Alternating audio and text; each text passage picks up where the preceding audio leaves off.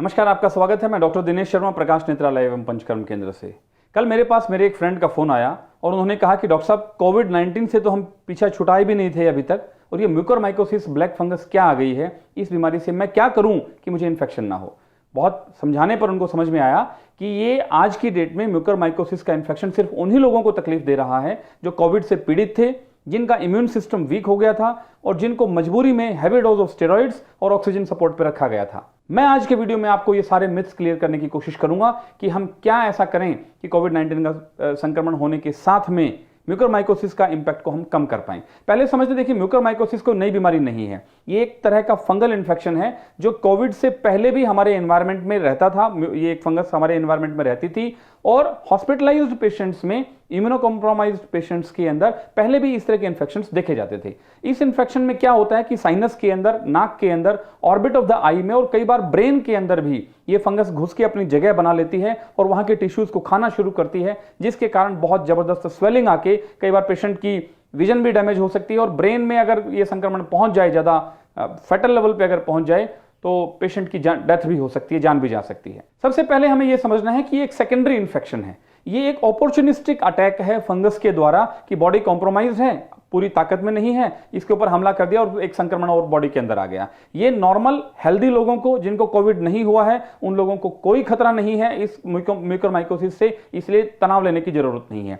जो लोग लंबे समय तक स्टेरॉइड के इंपैक्ट में हैं, जिनको जो वायरल न्यूमोनाइटिस है, वायरल न्यूमोनिया जिनको हुआ है कोविड इन्फेक्शन की वजह से, उससे रिकवर नहीं कर पा रहे हैं और हॉस्पिटलाइज्ड हैं और उनको हैवी डोज में स्टेरॉइड दिया जा रहा है, उनका इम्यून सिस्टम काफी कमजोर हो जाता है।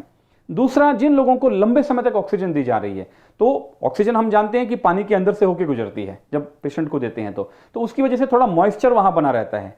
तीसरी बात, वायरल अटैक के कारण हमारा इम्यून सिस्टम भी काफी हद तक कमजोर हो गया है।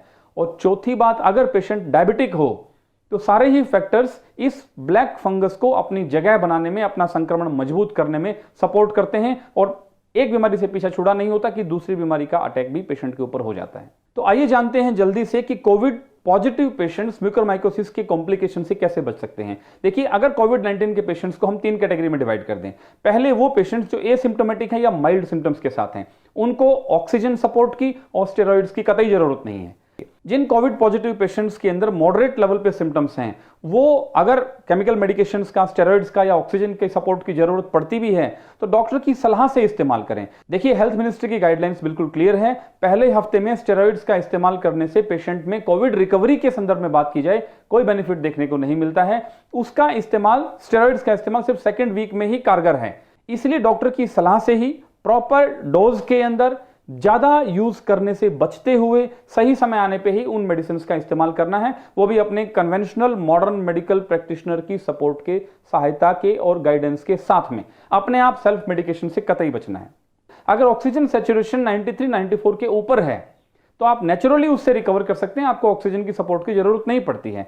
मॉडरेट सिम्टम्स वाले कोविड पॉजिटिव पेशेंट्स को भी अगर ऑक्सीजन सैचुरेशन 90 से नीचे आता है और वो घर पे रहते हुए या एक हॉस्पिटल में रहते हुए ऑक्सीजन सपोर्ट का यूज कर रहे हैं, तो भी उसमें बीच बीच में गैप देना चाहिए, हाइजीन का प्रॉपर ध्यान रखना ही चाहिए।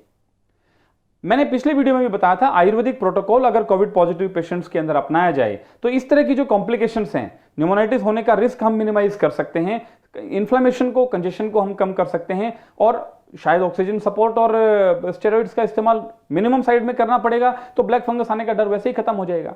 इसलिए आप इस बात को समझ के चलें, जो प्रोटोकॉल अभी आपको स्क्रीन पे दिख रहा है, ये किसी भी कंपनी का आपके नजदीक के आयुर्वेदिक स्टोर से खरीद के इन मेडिसिन को, इस प्रोटोकॉल को पहले दिन से अपनाएं। आप अपने कन्वेंशनल सिस्टम के साथ में अपनाएं। इससे क्या बेनिफिट मिलेगा? जो इम्यूनिटी कॉम्प्रोमाइज हो जाती है वायरस इंफेक्शन की वजह से, स्टेरॉइड इंटेक की वजह से और एक्सेसिव लॉन्ग टर्म इलनेस की वजह से, ये मेडिसिन, ये जो प्रोटोकॉल है आयुर्वेद का, ये आपकी इम्यूनिटी को हायर साइड में रखेगा, ऑप्टिमम लेवल पे परफॉर्म करने में हेल्प करेगा, जिससे वायरस के साथ लड़ाई तो फास्ट होगी ही, हमारी जीत भी सुनिश्चित होगी और जो फंगल इन्फेक्शन का रिस्क है, सेकेंडरी इन्फेक्शन का जो रिस्क है, उसको भी हम कम से कम कर सकते हैं। तो इन सब बातों का ध्यान रखें, अपने प्रोटोकॉल के अंदर ध्यान रखें, कब ऑक्सीजन लेना है, कब स्टेरॉइड का इस्तेमाल करना है, बिना डॉक्टर की सलाह के ना करें। आयुर्वेदिक प्रोटोकॉल जोड़ देने से डेफिनेटली कॉम्प्लिकेशन से बचाया जा सकता है, इसको अपनाएं।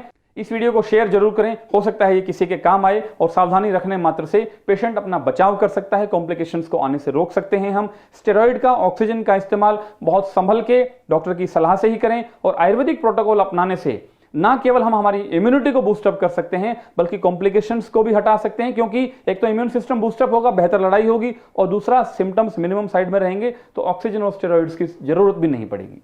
सर्वे भवन्तु सुखिनः, सर्वे सन्तु निरामया, सर्वे भद्राणि पश्यन्तु, मा कश्चित् दुःख भाग् भवेत्। धन्यवाद।